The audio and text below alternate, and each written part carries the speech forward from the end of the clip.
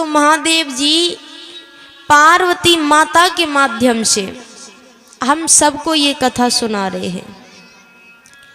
महादेव जी ने कहा, देवी इस कथा में निद्रा रानी परीक्षा लेने आती हैं। निद्रा रानी यानी नींद। अगर आप ध्यान से कथा सुन रहे हो तो वो चली जाएंगी। थोड़ा भी ध्यान अगर भटकता है, एक झपकी तो आएगी आएगी।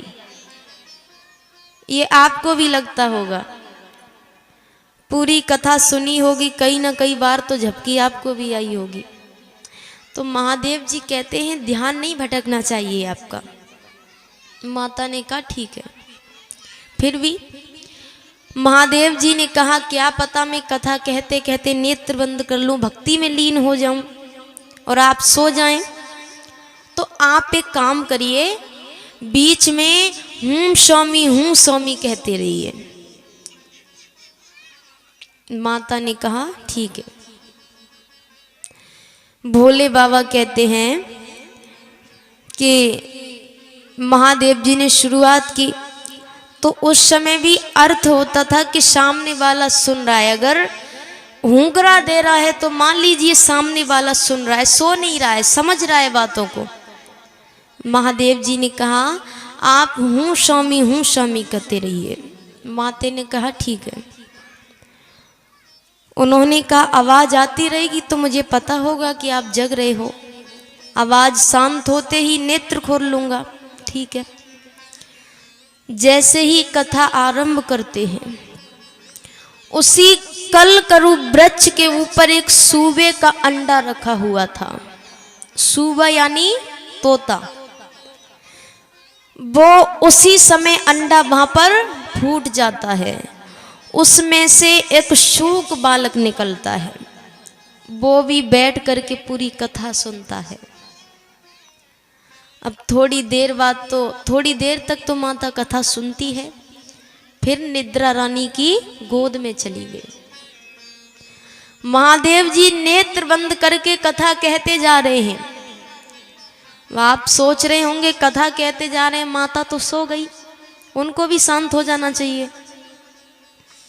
तोते का ये स्वभाव होता है, वो कोई शब्द बार बार सुन ले तो उससे दोहराने लग जाता है। अब माता सो गई तो वो सूक बालक कह रहा है हूं स्वामी। और भक्ति की चरम सीमा देखिए, महादेव जी को वो सूक बालक की आवाज माता पार्वती जी की आवाज लग रही है।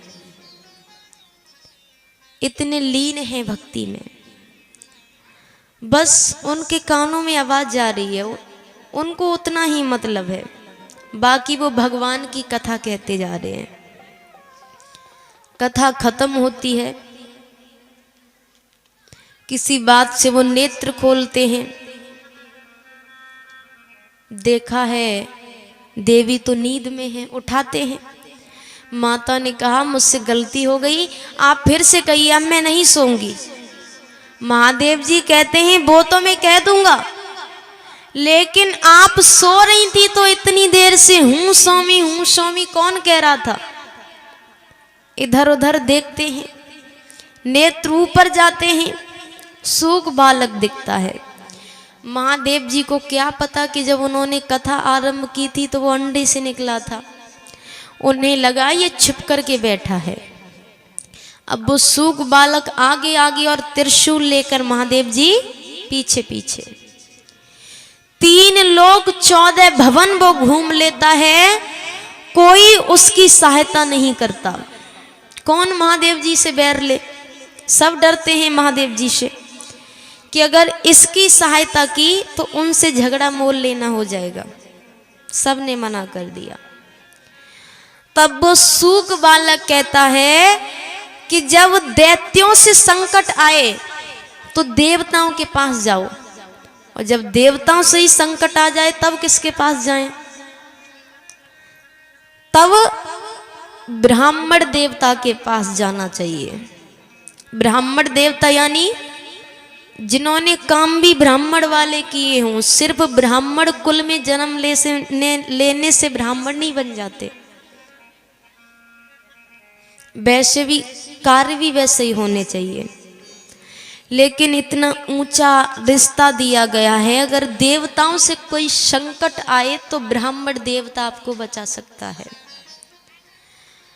तो वो पृथ्वी पर शूक बालक आता है और वेद व्यास जी के घर में जाता है। वेद व्यास जी की पत्नी बैठी है, उपासी ले रही है। तो उपासी लेते ही उनके मुख के द्वारा गर्भ के अंदर वो शूक बालक चला जाता है। अब यहाँ पर महादेव जी आते हैं, त्रिशूल लेकर, नेत्र लाल हैं, क्रोधित हैं। वेद व्यास जी ने देखा, तुरंत चरणों में गिर जाते हैं, पैर पकड़ लेते हैं। प्रभु, पहली बार तो दर्शन दिए, वो भी इस रूप में, मुझसे कोई गलती हो गई क्या? महादेव जी कहते हैं, गलती नहीं हुई। आपके यहाँ पर एक चोर है, वो मेरी चोरी करके आया है। वेद व्यास जी ने कहा, चोरी? वो भी आपके यहाँ पर? अरे वहां कैलाश पर्वत पर ऐसा चुराने को है ही क्या? महादेव जी कहते हैं, क्या कहा? बोले, मेरा मतलब है चोर ने क्या चोरी की है? महादेव जी कहते हैं, उसने मेरी अमर कथा चोरी से सुनी है, मैं उसे मृत्यु दंड दे करके जाऊंगा। वेद व्यास जी ने कहा, सही नाम है आपका भोले भंडारी। महादेव जी ने कहा, क्यों? बोले, क्योंकि अगर उसने अमर कथा सुन ली, वो तो अमर हो गया, आप उसे नहीं मार सकते। लेकिन मान लो आप महाकाल हैं, सर्वशक्तिमान हैं, अगर आप उसे मार दे तो आपकी अमर कथा झूठी हो जाएगी। इसलिए कहते हैं, क्रोध नहीं करना चाहिए। क्रोध में सोचने समझने की शक्ति चली जाती है। पर ये कहने की बात है, क्रोध नहीं करना चाहिए, क्रोध तो आ ही जाता है। तो मैं एक उपाय बता सकती हूँ आपको। जब भी क्रोध आए, गुस्सा आए, जब कोई व्यक्ति आपसे कोई गलत बात कह रहा है, आपको बात अच्छी नहीं लग रही है, तो क्या करना? उसी वक्त राधे नाम का उच्चारण करना, मन में जोर से। सिर्फ 2 बार कहने से क्रोध शांत नहीं होगा। राधे राधे राधे राधे कहते रहिए। सबके चेहरों पर कितनी मुस्कुराहट आ गई। इससे 2 चीजें होंगी, एक तो आपका क्रोध शांत होगा, और दूसरा जो आपको क्रोध दिला रहा है उसे क्रोध आ जाएगा।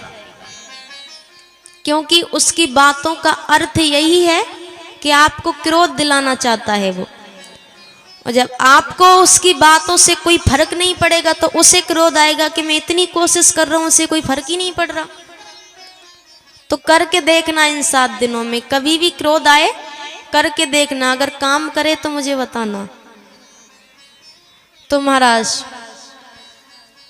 राधे नाम का उच्चारण हर चीज को ठीक करता है। दुख हो, संकट हो, क्रोध हो। तो महाराज महादेव जी ने कहा, ठीक है, मार नहीं सकता, बंदी तो बना सकता हूं, मैं उसे बंदी बनाकर रखूंगा। वेद व्यास जी कहते हैं, अहो भाग्य हैं उसके।